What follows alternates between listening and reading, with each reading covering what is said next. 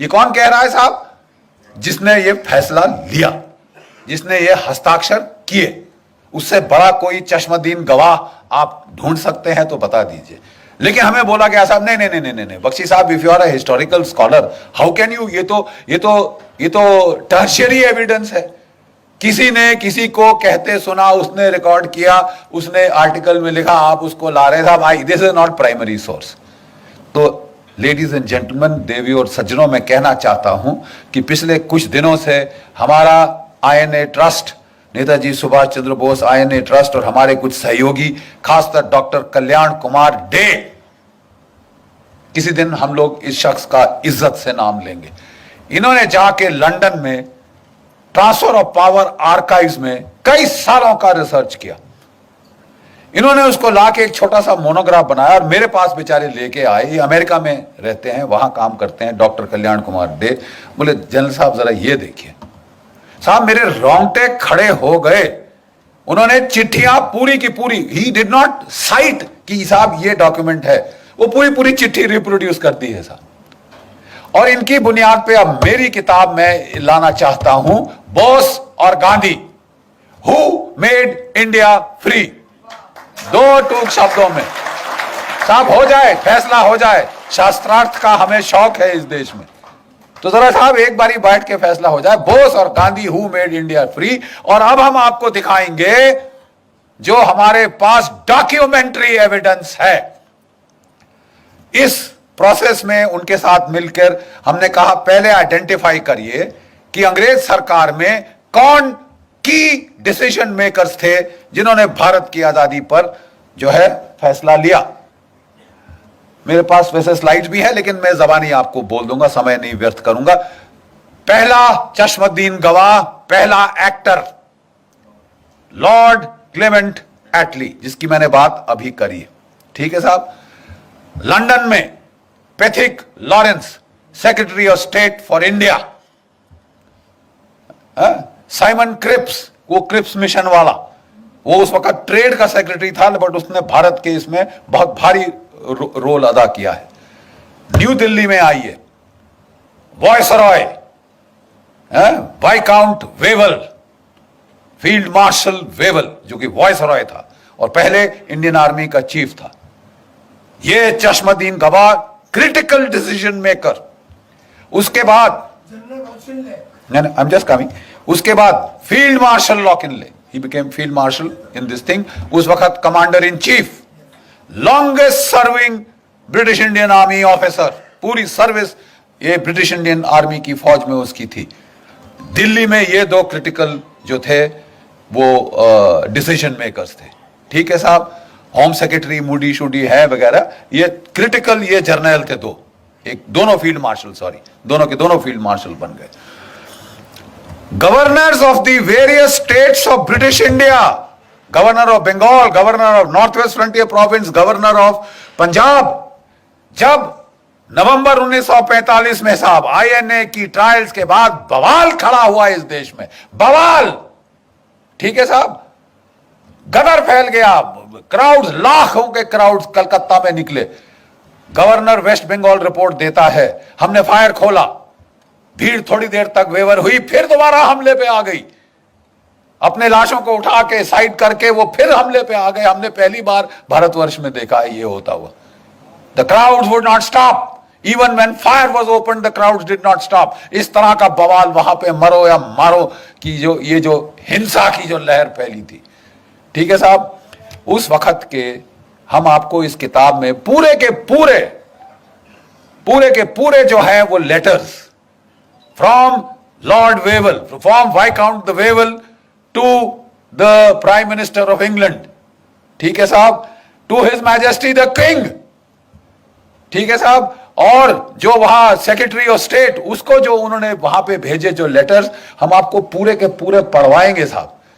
और उसके बाद अगर आप मतलब कोई एक गधा है जिसको यह समझ नहीं आएगी कि साहब अंग्रेज गए तो गए क्यों। देखिए साहब, कल्याण डे साहब ने अपनी किताब जो है वो शुरू की है गांधी जी से। 42 में क्विट इंडिया मूवमेंट को उसका नारा लगाया गया।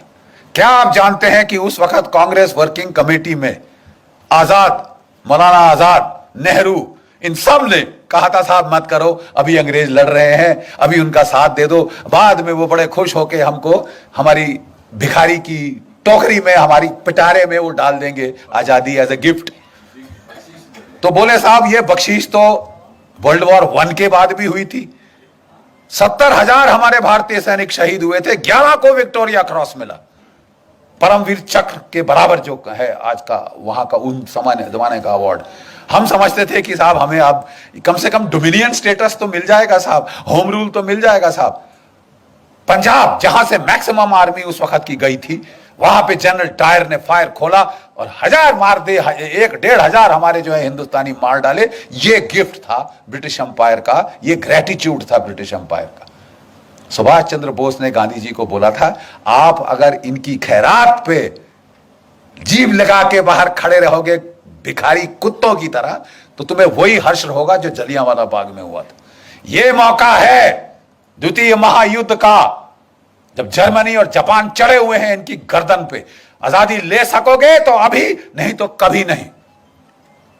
गांधी जी अब तक उनको भी देखिए, बड़ी अजीब बात है, गांधी जी ने निकाला था सुभाष चंद्र बोस को कांग्रेस से, और कोई 2 साल के अंदर उनके मन में परिवर्तन हो चुका था। Please understand this, the views of Gandhi and Bose were now coinciding on the timing of when the freedom struggle should be launched। Gandhi ji अभी भी कह रहे थे कि ये नॉन वायलेंट होनी चाहिए, लेकिन क्विट इंडिया के पहले उन्होंने कहा थोड़ा सा होता है तो होने दो, ठीक है। अंग्रेजों ने पकड़ के सारी कांग्रेस लीडरशिप को, आज की तारीख, आज है वो तारीख 8 अगस्त 1942 जब the quit India movement was launch. उनको पहले से इंटेलिजेंस थी, उनके हजारों तो उनके मुखबिर थे वहां पे। हरामजादगी की कमी है इस देश में, खबर देने वालों की कमी है इस देश में। अरे साहब वो उनको खबर थी, उन्होंने वो लपेटी पूरी कांग्रेस की लीडरशिप, गांधी जी से लेकर जो भी बड़े लीडर थे उठा के जेलों में डाल दिया। 57 गोरी पलटने, please this is not known. 57 white battalions of British troops, Australians, Canadians, New Zealanders, इसको इस्तेमाल किया कि रगड़ दो इनको, कुचल 10 सालों का सर, ये सर उठाने की हिम्मत करिए, चर्चिल ने बोला वहां से, और बोला अगर ये फास्ट पे जाता है मरने दो इसको, हम संभाल लेंगे, let him die, why is he not dead, ये चर्चिल से सवाल आया। बेचारों ने फास्ट किया, सब कुछ किया, उन लोगों ने बोला गांधी जी अब रहने दीजिए, ठीक है, ये अब वो सोल फोर्स का जमाना नहीं। और साहब इनको निकाला गया जेल से 44 के जुलाई के अंदर, 44 की जुलाई में निकाला गया, जबकि जापानी फौज हार चुकी थी। आयन ने वहां पे इम्फाल कोहिमा की बैटल पराजय हो चुकी थी। अब इनकी सांस में सांस आई, इन्होंने गांधी जी को निकाला। गांधी जी ने कई सारे इंटरव्यू दिए आने के बाद, जो collected works of Mahatma Gandhi से हमने चैप्टर 1 में प्रोफेसर साहब हमने डाले, वो टूट चुके थे बेचारे। अंग्रेजों ने क्या किया क्या नहीं किया भगवान जाने, जेल के अंदर वो टूट चुके थे, इन हेल्थ, इन स्पिरिट। उनको मेडिकल ग्राउंड्स पे बाहर निकाला गया था, ठीक है। और उन्होंने कहा कि देखिए, जब उन्होंने क्विट इंडिया मूवमेंट लॉन्च की थी, पूरी कांग्रेस वर्किंग कमेटी ने अपोज किया था, Gandhi had said no it will be done, it was done. जब वो निकल के बाहर आए, कहते मेरी कोई अब अथॉरिटी नहीं है, मैं अब कुछ नहीं हूं कांग्रेस में, जब मैं जेल गया मेरा सब पोजीशंस खत्म हो गई। ये उनके शब्द हैं, ये उनके शब्द हैं। और इसके चलते मैं किसी को नहीं कह सकता सिविल डिसोबीडियंस मूवमेंट करो। एक अंग्रेज पत्रकार ने पूछा, तो अगर कल आपको वायसराय साहब बुलाते हैं तो आप क्या कहेंगे? मैं गवर्नमेंट के वॉर एफर्ट में उनकी सहायता करूंगा। डिफीट, टोटल, खत्म, खलास, फिनिश। आपकी जो नॉन वायलेंट मूवमेंट थी साहब, वो कुचल दी थी अंग्रेजों ने by use of brutal force, ठीक है साहब। और ये मिरेकल कैसे हुआ? उन्होंने, अंग्रेजों ने एक और जलियांवाला बाग करना चाहा, साइकोलॉजिकल जलियांवाला बाग। अब तो हम जंग जीत गए हैं, हिंदुस्तानी कुत्तों, अब तुम्हारा नाक रगड़ेंगे, सबके सामने दिखाएंगे क्या है तुमने हिमाकत करी, ब्रितानवी हुकूमतें, क्या मलिकाए हिंद के खिलाफ अपनी आवाज उठाने की, अपनी तुमने हिम्मत करी हथियार उठाने की। तुम्हारा वही हश्र होगा जो 1857 के बाद हुआ था। तुम्हारा वही ट्रायल होगा जहां बहादुर शाह जफर का ट्रायल लाल किले में हुआ था। तुम्हारी नाक रगड़ेंगे, यू ब्राउन डॉग्स। तुमने श्वेत लोगों के खिलाफ तुमने हिमाकत करी। और तब उन दिनों, जैसे मैं बताता हूं, आपके सारे जो है क्या कहते हैं जिमखाना क्लब्स और ये जो क्लब्स थे, बाहर बोर्ड लगा होता था, अगर आपको कोई शक है, Indians and dogs not allowed. भारतीय और कुत्ते अंदर नहीं आ सकते। और आप ये सह रहे थे और आप अपने वो ले रहे थे वहां से, उसी सरकार से खिताब, राय बहादुर, फलाना बहादुर, ये बहादुर। बकवास डरपोक कौम जिसमें लड़ने की क्षमता नहीं, और बड़ी बड़ी बातें करते हो, उसके बाद फलसफा और फिलॉसफी झाड़ते हो। 800 साल तुम्हारी ऐसी तैसी हुई है, एक के बाद एक आताताई ने आके तुम्हारी तबाही कर दी, तुम्हारे मंदिर तोड़ दिए, तुम्हारी नालंदा जलाई तो 3 महीने जलती रही। और वो सब तो छोड़ो, सोने की चिड़िया सारा सोना उठा के सेंट्रल एशिया पहुंचा दिया। और उसको तो भी रहने दीजिए, आपकी इज्जत भी उठा के ले गए आपकी औरतें बेचने के लिए वेश्या बाजारों में। और उसके बाद तुम शांति की बात करते हो। Are you dead? जो आदमी जिसकी औरत को उठा के बेचा जाए वो शांति की बात करता है। आपको लड़ने का मादा जगाना होगा। और ये जो है ये जंग, माफ कीजिए, गांधीवाद का जंग, ये बहुत हो चुका। और इसके खिलाफ पहली आवाज उठी थी तो Netaji Subhash Chandra Bose, he is the man, जिसने उसको बोला उठो लड़ो। गीता के पहले अध्याय में भगवान ने क्या कहा है? अर्जुन युद्ध कर। बड़ी बड़ी फिलॉसफी मत झाड़ मेरे को कि साहब अपने भाई को मारूंगा, अपने दादा को मार दूंगा, गुरु को मार दूंगा तो क्या राज्य का फायदा। उन्होंने कहा वो सब ठीक है, लेकिन अगर तू इन्हें नहीं मारेगा अर्जुन, ये तेरे को मार डालेंगे, निर्दयता से तेरी बोटी बोटी काट डालेंगे। समझ गया? अब तू उठ और तू लड़। आपके लिए भी समय आ गया है कि जो क्षात्र भाव है उसको प्लीज जगाइए। जो आपस में तोड़ने की जो आपने जुनून बना रखा है कि हम टुकड़े टुकड़े खुद करेंगे और फिर जेएनयू में चिल्लाएंगे, आप प्लीज जागिए, नहीं तो वाकई ही में आपके टुकड़े टुकड़े होंगे। इसलिए जरूरी है यह जानना, who made us free, Bose और गांधी। क्योंकि आपका जो nature of the Indian state, post colonial Indian state है, किस किस्म की स्टेट पैदा हुई, depends on who got you free and how. आप समझ रहे हैं मैं क्या कह रहा हूं? आपका वजूद आपका प्रेजेंट शेप कर रहा है और आपका फ्यूचर शेप करेगा। And unless you accept the truth, आप साहब बहुत सफर करेंगे, बहुत सफर करेंगे। और ये आपके सिर पे आ रहा है। कोई भी सरकार आ जाए, हथियार नहीं खरीदे जा सकते इस देश में, क्योंकि गांधीवाद है साहब। और साहब 10 साल से एक संत एंटनी थे, उन्होंने कोई हथियार नहीं खरीदा था। मैं ना मानू भाई, मेरे कोई धांधली नहीं होनी चाहिए, मेरी धोती सफेद है। अरे साहब आपकी धोती सफेद है तो हम बुरे हैं क्या साहब? हमको कफन क्यों चढ़ा रहे हैं? ये हथियार चाहिए। 30 साल से बोफर गन के बाद कोई तोप नहीं आई। मिग 21 जहाज 1960 की दशक के हैं, आसमान से टपक रहे हैं। रफाल नहीं आया, एलसीए नहीं आया, पत्थर मार के लड़ेंगे हम। नहीं साहब, कोई धांधली नहीं होगी। जो भी डील करी उन्होंने, उसमें अब बड़े बड़े बिच्छू के डंक निकल के आ रहे हैं साहब ऐसे पीछे। आपने अगस्ता वेस्टलैंड, बाकी हथियार 30 साल ना आए कोई बात नहीं साहब। जो वीवीआईपी हेलीकॉप्टर है वो तो फट से आएगा। और दुनिया का जो महंगा से महंगा हेलीकॉप्टर है, जो अमेरिका के प्रेसिडेंट ने बोला साहब मेरे लिए बहुत महंगा है, वो हम लेंगे। और एक नहीं लेंगे साहब, 12 चाहिए हमको। और वो फट से ऐसे आए, 5 साल में आ गए। और अब लोग जा रहे हैं सलाख के पीछे। किसी को तो भेजो, किसी को तो भेजो, ताकि ये सिलसिला तो बंद हो। साहब मैं कहना यह चाहता हूं कि आपका वजूद, आपका माहौल बिगाड़ा गया। आजादी दिलाई नेताजी ने, उसके हमारे पास डॉक्यूमेंट्री एविडेंस है। और हम इस देश की जनता के सामने अब वो रखने वाले हैं। हम आपको चिट्ठियां पढ़वा देंगे। और कोई हिस्टोरियन को कोई शक है तो साहब हम आपको चिट्ठियां आपके साथ बैठ के पेन के साथ अंडरलाइन करके देंगे। साहब ये जरा पढ़ लीजिए, इसका मतलब क्या है। अंग्रेजी शायद दो मतलब आप निकाल सकते होंगे। We will show you mountains of documentary evidence, क्योंकि पहले हम चुप हो जाते थे कि यार ये हिस्टोरिकली शायद मेरे को रिसर्च मेथोडोलॉजी पे फॉल्ट कर रहा है। मैं कहना चाहता हूं कि अब हमारे पास सारी किताब की किताब पोथियां हैं डॉक्यूमेंट्स की, documentary evidence, first person primary evidence. और ये आप लोग देखेंगे हमारे देश की त्रासदी क्या है। आजादी दिलाई नेताजी ने, सुभाष चंद्र बोस ने। अंग्रेजों ने बोला नाक रगड़ेंगे, बम फट गया। जिस आईएनए की खबर उन्होंने छुपा के रखी थी 5 साल लड़ाई के, 6 साल लड़ाई के, वो एकदम से बाहर आई। उन्होंने बोला बहुत पब्लिक ट्रायल होगी ताकि हिंदुस्तान की फौज ठंडे पसीने माथे पे आ जाएंगे, हम फांसी पे टांगेंगे सालों, जैसे 1857 में टांगा था।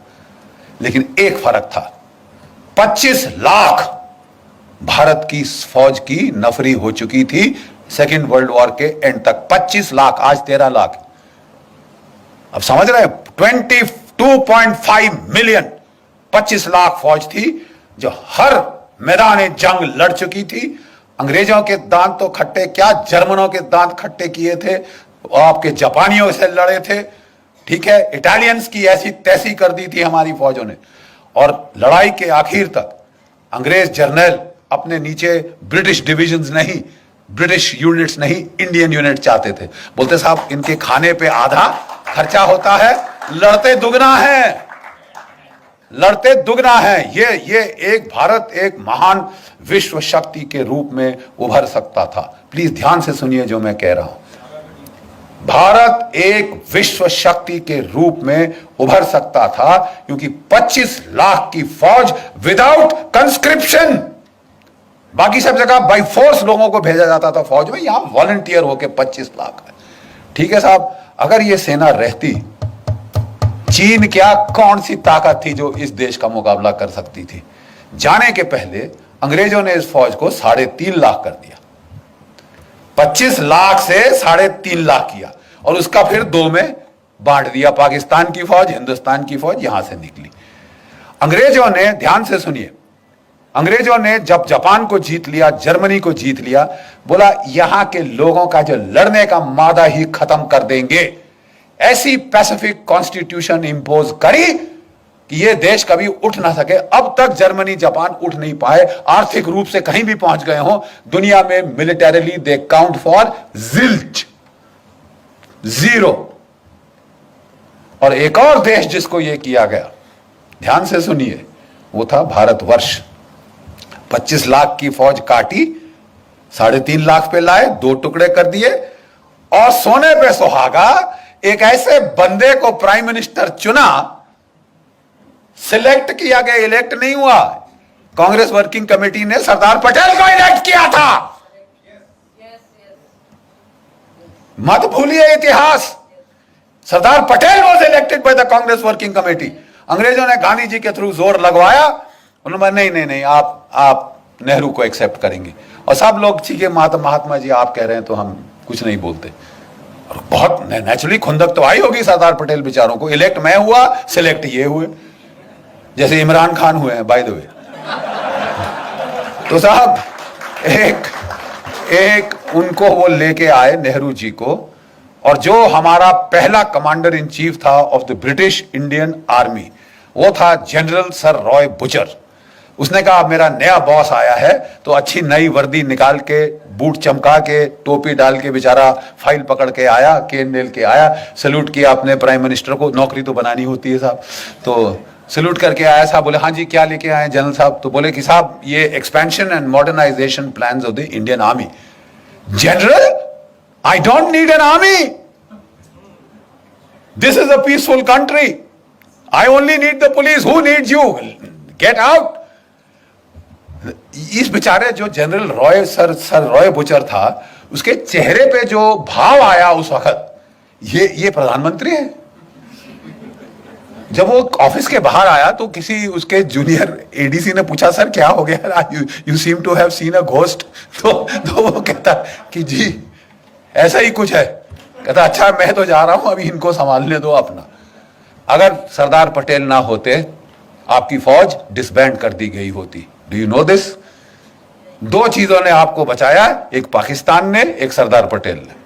पाकिस्तान ने हमला कर दिया, उन्होंने नहीं इंतजार किया, उन्होंने शांति के नारे नहीं लगाए, लेकिन जो कुछ भी आप कह दो, उनमें इतनी तो शर्म थी कि आजाद पाकिस्तान का जो पहला गवर्नर जनरल था वो एक मुसलमान था, जिना। और हमारा कौन था? Lord Louis Mountbatten. प्यार था साहब, इश्क इश्क इश्क था। लेडी माउंटबेटन को दूर थोड़ी ना जाने दिया जा सकता है, तो बोले आप रहिए साहब। अरे यार, हम मर गए, 26,000 हमारे शहीद हो गए इनको निकालने के लिए, और तुम यहां रोक के, वो खानदान को यहां रोक के हमारे ऊपर राज कराने के लिए बिठा रहे हो। और जब पार्टीशन की रॉयट्स हुई तो इन्होंने उसको बोल दिया एक मीटिंग में, you please handle. Are you sure you are the prime minister? वो भी सरकास्टिकली बोला Mountbatten, Jawaharlal you are the prime minister, you want me to take charge? नहीं नहीं जी, हमारी तो यार ये तो हाल है। ऐसी आप पे सरकार थोपी गई जो हिंदुस्तान का मिलिट्री पोटेंशियल न्यूटर कर दे। अब बिल्कुल यही हुआ। अगर पाकिस्तान ना होता, इन्होंने हमारी फौज की ऐसी तैसी कर देनी थी। ठीक है साहब, ये गांधीवाद जो था, इसने हमारी फौज का सफाया कर देना था। और पाकिस्तान के टैंक वाकई 1965 में दिल्ली में आके नमाज पढ़ते। ये इस किस्म की ट्रेचरी हमारे साथ हुई। और एक भगवान का लाख शुक्र है पाकिस्तान का, जिसने हमको लड़ना सिखाया, मार लगाता रहा जब तक कि लड़ने को राजी नहीं हुए अपनी जान बचाने के लिए ही। और दूसरा एक चीन की पीपल्स लिबरेशन आर्मी, 1962 में उन्होंने ऐसी करारी लात मारी कि ये नेहरू परिवार का जो उस वक्त हाल था, कभी अमेरिका को अपनी ट्रूप्स भेजो, अपने जहाज भेजो, बोल गए आपकी एयरफोर्स कहां है, आपने लगाई? तुम्हारे पास इतनी बड़ी एयरफोर्स है, तुमने लगाई? 1962 में नहीं लगाई साहब, बिठा के रखा। और आप अमेरिकी एयरफोर्स मान रहे हो, रॉयल एयरफोर्स मान रहे हो, मतलब it was Tamasha. Thank God 1964 में वो अल्लाह ताला को प्यारे हो गए, भगवान उनकी आत्मा को शांति दे और हमें बख्शा। और 10 साल में ये देश रीमिलिटराइज हुआ। 65 की लड़ाई में हमने पाकिस्तान के साथ ड्रॉ हुआ, let's not be beat around the bush, ठीक है साहब। और 71 तक हमारे जर्नल, हमारे लड़के सब सीख चुके थे और पाकिस्तान के 2 टुकड़े कर दिए। चंद्रगुप्त मौर्य की विजय के बाद अगर पहली बड़ी विजय हुई है तो वो 1971 में हुई। 1971 में कहने को मैं ये कह रहा हूं, देवियों और सज्जनों, हमारे देश के साथ धोखा हुआ। नेताजी जिन्होंने आपको आजाद कराया, वो ताइपे ताइवान नहीं गए थे। जो कांपेताई जापानीज इंटेलिजेंस थी, उन्होंने पहले से उनके लिए प्लान बना रखे थे। उनको एक मित्सुबिशी बॉम्बर में बिठा के वो साइगॉन से मंचूरिया ले गए थे। एक रशियन स्पीकिंग जापानीज जनरल उनके साथ था, जो इंटरप्रेटर का काम करना था। वो लैंड किए मंचूरिया में और वहां से वो सीधा रूसियों के पास गए। ओम्स्क शहर साइबेरिया में, जहां की रशियन गवर्नमेंट मूव करी थी वर्ल्ड वॉर 2 के टाइम, ठीक है, ओम्स्क साइबेरिया, वहां पे आजाद हिंद फौज की एम्बेसी थी। अब जानते हैं, वहां दूतावास था आजाद हिंद फौज का, ठीक है साहब। और वहां पे काटो कानो नाम का कोड नेम था उसका, वहां पे एम्बेसडर था। नेताजी सीधे उसके पास गए, जो सोना दिया था भारतीय मूल के लोगों ने वो साथ ले गए, ताकि अगर नई फौज खड़ी करनी पड़े तो उसके लिए पेमेंट करेंगे। वहां रहे, 3 ब्रॉडकास्ट उनके यहां पे रिकॉर्ड हुए हैं। उनके 3 ब्रॉडकास्ट रिकॉर्ड हुए हैं साहब, दिसंबर 1945, जनवरी 1946 और लास्ट ब्रॉडकास्ट रूस से 18 फरवरी 1946। उसके बाद तब तक अंग्रेजों को बिल्कुल क्लियर पता चल गया था। अब तो रेडियो ब्रॉडकास्ट भी थे, एविडेंस लेके पहुंच गए स्टालिन के पास कि साहब ये तो हिटलर का साथ दिया इसने, तुम्हारा जानी दुश्मन, इसका कुछ करो। वो जॉर्जिन है ऐसा। अब वो था खुंदकी, सीधा लेज़नविस्की प्रिजन, सेल नंबर 45 साइबेरिया।